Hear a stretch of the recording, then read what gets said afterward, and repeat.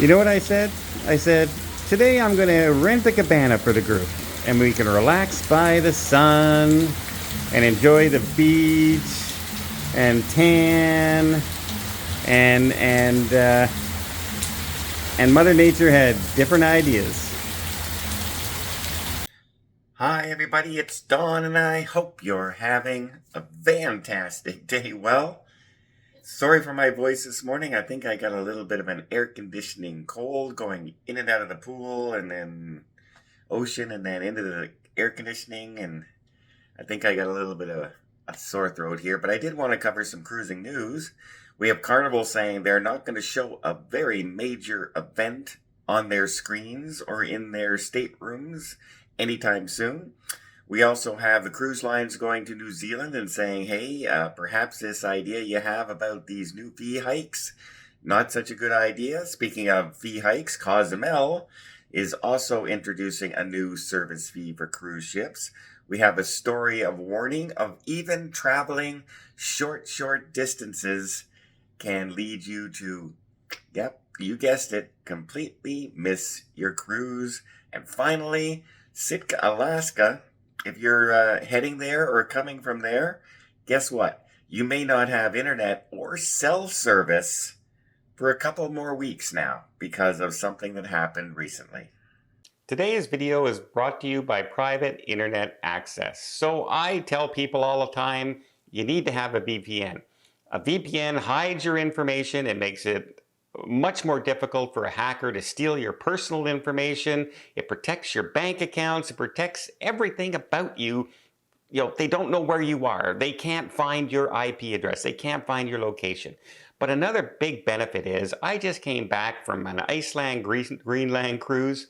And every time I tried to search the internet or watch something on a streaming service, I got that unavailable in your country because I was in another country. I wasn't in my home country. But I clicked that VPN, I chose my home country, and bam, I was able to stream and watch those YouTube videos that were restricted. I was able to watch Netflix movies. I was able to do everything possible that I wouldn't have been able to do had I not had a VPN. So not only does it protect me, it also helps me keep in contact with everybody while I'm traveling. So why did I choose private internet access? Well, for one thing, they have unlimited devices under the same plan, which means if I have 4 cell phones and 6 computers, I can cover them all and it doesn't cost me anything extra. Not only that, they have that no log policy, which I love, which means they do not store any of my information, which is exactly what I want because that's what I'm trying to avoid, everybody having my information. And that's been proven in court by a third-party audit. So if you're interested in possibly, hey, checking out the VPN, why not follow my link down below and you can get up to 83% off your subscription plus 4 months free. You really should not be traveling without a VPN. Thanks again to Private Internet Access for sponsoring this video. So our first story is Carnival Cruise Line has decided that it will not be showing the U.S. presidential debate. And a lot of people are saying, hey, this is a major thing, right? It's very important for our country. We should be hearing what they say. And Carnival's decision says, well, basically people can wait kind of till they go back home and then they can watch the recaps. You can catch it on YouTube, etc. But they're not going to show it on their big screen like a sporting event, and they're not going to show it in the staterooms. And quite frankly, that's probably a really good idea because nothing gets arguments started like talking politics on a cruise ship. It doesn't matter where you are. It's a very divisive thing, right? You're either one side yes or the other side yes, and neither the two shall meet. So it's probably a smart idea not to talk politics on a cruise. I'll give them that one for sure.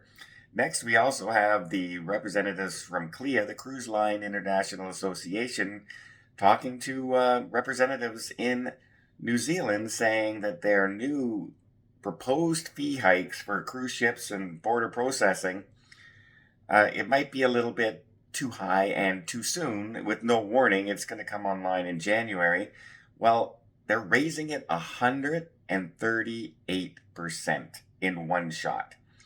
I don't know about you, but I don't know the last time somebody came to me and said, "Yeah, your electric bill tomorrow is going to go up over 100%. Your gas price tomorrow is going to go up over 100%. Your tax, instead of paying 25% tax, now you're going to pay 50% tax." It's kind of crazy that they think, well, cruise lines can just absorb it because it just goes on to us. And eventually we have to pay for that raise in those fees. Speaking of fees, Cozumel, another popular destination in Mexico, is now going to be charging an extra $5 per passenger for their cruise tourism service fee going forward. So another place is starting to add on more fees where they can. Cozumel, as you know, is one of the busiest ports in Mexico and that area of the world. So there's a ton of people that looking to make some extra money, like the tax services. Now, if they put the money towards the ports, and some of those ports are really well maintained in Mexico, really kept up nice, and if they do keep the service fees for that, I think I'm all for it, because some of the places that we get off in Mexico, you would think, oh, this is going to be a little run down and everything, and I mean, no, it's sparkling clean, well run, and lots of security. So I do like that idea. Next, we also have Norway has decided that they're going to have a zero emission policy for cruise ships sailing in the Norwegian fjords, but they've now delayed it. It's not going to be coming online as soon as people thought. It's going to come online in January 1st, 2032. To give the cruise lines a chance to convert their ships that are going to be going into Norway over to cleaner fuels like LNG, etc. So that is one way that they're doing it. They're not going to implement it immediately. They're giving the cruise lines a chance to accommodate and restructure and refit their cruise ships as needed. Plus, the newer cruise ships online, most of them have the cleaner fuel, etc., and more emission controls on board as well, which means the newer ships as they come online will be able to go into Norway and make everybody happy. I'm glad to see that they're working as a cooperation and not just, hey, by the way, tomorrow you have to have zero emissions. So good job on Norway to come up with a game plan that can work with everybody. Next, let's talk about Alaska. Sitka, Alaska has had some issues right now because, so was all of Alaska, right, with the landslide, etc., that's been happening.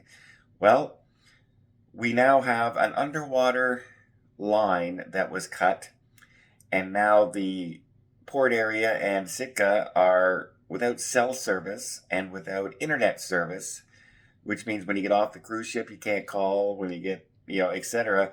It could be as much as 2 to 3 weeks before they get service fully restored in Sitka, meaning the last few cruises of the season ending up or arriving there and heading out to port for your return trip.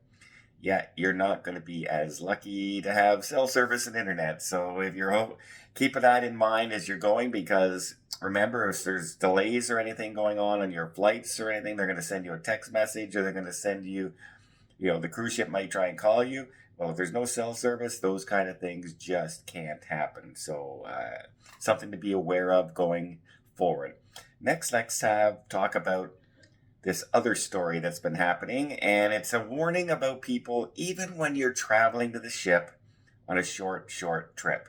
So before I get there, let me just invite you guys to hit that subscribe button if you haven't done so already. If you want to keep up to date with everything going on in cruising, from the possible new fees coming online to cruise ship warnings of how you might miss your cruise and expenses, to just overall fun of cruising. I have a transatlantic coming up just in a couple weeks on the brand new Sun Princess. Remember, last time I was on the Sun Princess, it wasn't ready. So this time it's up and running, and I'm hoping to experience it all and bring it to you and show you all the new and innovation things that they have on board. Well, I hope you'll join us. It doesn't cost anything, and again, I really do appreciate it. Let's talk about the warning that is coming. Now, if you're ever in Canada, the distance between a city in Quebec, Montreal, and Quebec City, where the cruise ships normally would leave, is about a 3-hour train ride or so. Well, people decided they were staying in Montreal and they decided to head to Quebec City for a Holland America cruise. There were about 20 passengers altogether on board traveling that day, and they expected to arrive fairly early in the morning, get over to the cruise port. Remember, it's only a 3-hour train ride. Well, the train broke down, not once, but twice. And they ended up being on that train for 10 hours, meaning they all missed their cruise. And the train service did not provide them with a bus once the train broke down to get them there. Remember, probably by bus it would have took another hour and a half to get there. It wouldn't have been that far to get to Quebec City. But they said there were no buses available to do this, and they never did it. Even the Minister of Transportation here in Canada is calling on Via Rail to explain what happened in this situation. But in the meantime, those people who were traveling the same day to get on the cruise ship, even a short distance, and said, oh, it's just a little train ride, ended up missing their cruise and costing over $5,000 that they're not getting back, because also, I guess they didn't have travel insurance as well. So again, a very big cruise warning. Even those short little distances, if you're not, you could have been driving and your car breaks down. What are you going to do? Abandon your car on the highway to get to the cruise and then come back and hope your car is still there? No, you're going to try and get it towed, get it to a garage, then try and get to the cruise ship, and all that time you may miss your cruise. So remember, if you can at all, even those short trips, maybe staying right next to the cruise port is a good idea. Well, I hope you appreciate this video. If you did, please give it a thumbs up. Want to see more tips, more tricks, more travel blogs from around the world? Hit that subscribe button. Until next time, have yourself a safe and a great vacation.